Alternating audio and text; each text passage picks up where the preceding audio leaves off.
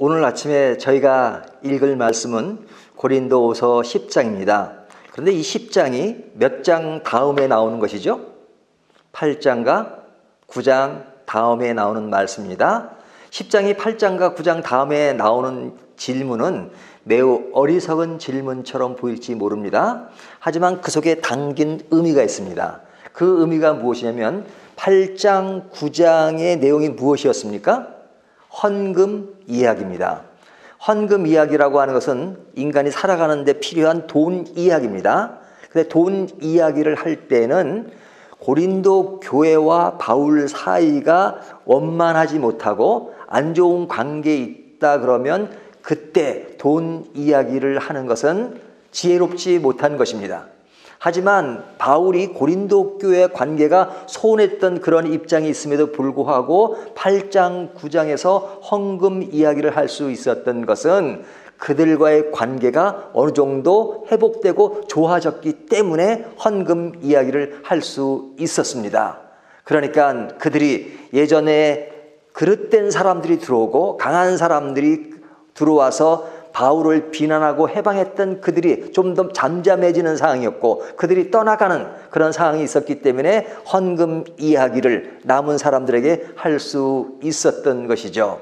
그런데 상황이 좀 변한 것 같습니다. 10장의 이야기가 주어지는 것은 헌금 이야기 다음에 그들이 다시 들어왔습니다. 그들이라고 하는 것은 힘을 가졌던 그릇된 사람들이 다시 힘을 발휘하고 그리고 예전처럼 바울을 다시 비난하기 시작했습니다. 그들이 비난한 내용이 무엇이었습니까? 그들은 바울에 대해서 이모저모의 이야기를 하는데 그것은 뭐냐면 바울을 아주 험담하는 거죠. 그 험담하는 내용이 뭐냐면 바울은 너희 얼굴을 대할 때는 유순하지만 그러나 너희를 떠나 있을 때는 담대하다. 그러니까 앞에서는 꼼짝 못하지만 밖에만 나가면 그런 큰 소리를 치는 사람으로 비난했습니다. 이것이 오늘 본문 1절에 나오는 내용이죠. 뿐만 아니라 바울의 외모를 가지고 이야기했습니다. 7절에 보면 바울의 외모를 이야기하죠. 또 이야기하기를 그는 편지를 쓸 때는 그래도 좀 힘이 있지만 그러나 얼굴을 마주댈 때는 그의 열악한 측면을 이야기합니다. 뿐만 아니라 그는 말도 시원치 않았다 이렇게 말하고 있습니다. 10절에 나오죠. 뿐만 아니라 그들은 그가 진정한 사도인가 진정한이란 말을 쓸 필요 없이 그는 사도인가 라는 그런 도전을 하기도 했습니다. 왜 그들은 바울을 향해서 이렇게 그릇된 말을 하는 것일까? 비난과 왜곡된 말을 하는 이유는 무엇일까요? 그 속에는 그들 마음속에 자리 잡고 있는 인간의 욕심입니다.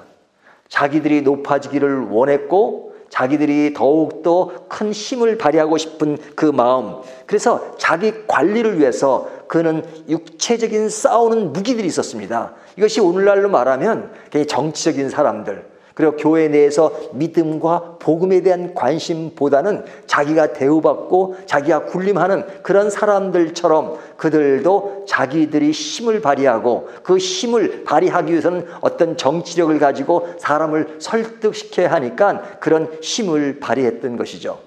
그런데 왜 바울을 비난했을까? 바울은 복음의 본질을 추구하고 그들이 그릇되게 행하는 것에 대해서 분명히 지적하는 입장이었고 자기들을 인정하지 않는 것에 대해서 그들은 바울을 약화시키기 위해서 그들의 정치력, 육체적인 무기, 전략 이런 것들을 사용했던 것입니다. 그런 방법의 일환으로 그들은 바울을 비난했던 것이죠.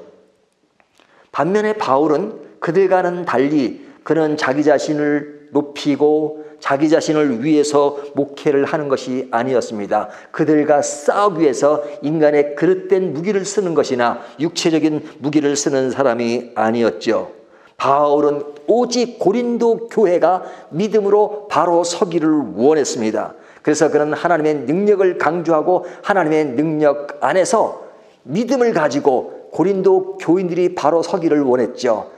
그 왜곡된 사람들에서 그들에게 따라가고 그들을 쫓아가는 그들을 불쌍히 여기면서 바울은 그들을 어떻게 어떻게 해서든지 설득해서 바른 위치에 서기를 원했습니다. 그러니까 그 모든 방법이 하나님이 원하시는 방법으로 하다 보니까 인간이 행하는 방법과는 좀 더 차이가 날 수 있죠. 어떨 때는 인간이 행하는 방법이 더 힘있어 보이고 더 강해 보이지만 하나님이 원하는 방법으로 하면 더욱더 약해 보이고 바보처럼 보이는 수도 있잖아요.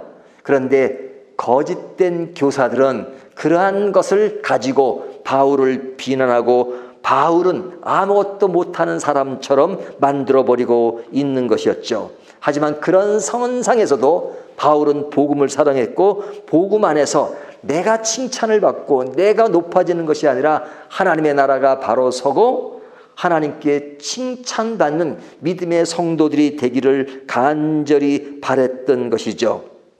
그러니까 바울은 이런 어려운 고린도 교회 상황 속에서 사실은 왜곡하는 그들이 그의 눈에 들어오는 것이 아니라 그들에 의해서 망가지고 넘어지고 있는 그 사람들의 관심이 많았습니다. 그러니까 10장의 내용을 강감하게 이야기하는 것은 그들이 더 주체가 아니라 그들에 의해서 왜곡되고 그들에 끌려가는 그 사람들이 바로 서게 하기 위해서 그는 이 편지를 통해서 그는 바로 서기를 원했던 것이죠. 그러니까 바울은 믿음이 바로 서게 되는 것에 관심이 많았던 것입니다. 바울은 자기를 지키는 사람이 아니었습니다. 그는 어려움 속에서 신앙과 멀어지는 교회와 교인들을 지키기 위해서 그는 10장의 내용을 통해서 교인들이 바로 서기를 원하는, 그래서 교회를 지키고 교인을 지키는 그런 믿음의 사람으로서 이 편지를 쓰고 있는 겁니다. 사도 바울이 비난을 받을 때 그는 그 비난에 대해서 더욱더 끌려가기보다는 그 비난 속에서 이루어지는 그릇된 양상, 그리고 믿음이 약해지는 성도들을 생각하면서 이 글을 쓰지 않으면 안 되는 그런 안타까운 마음을 가지고 그들이 바로 서기를 바라는 것입니다. 그들이 행하는 육신적인 정치와 육신적인 무기가 아니라 하나님의 무기를 가지고 담대하게 믿음으로 살아가기를 바울은 원했던 것이죠.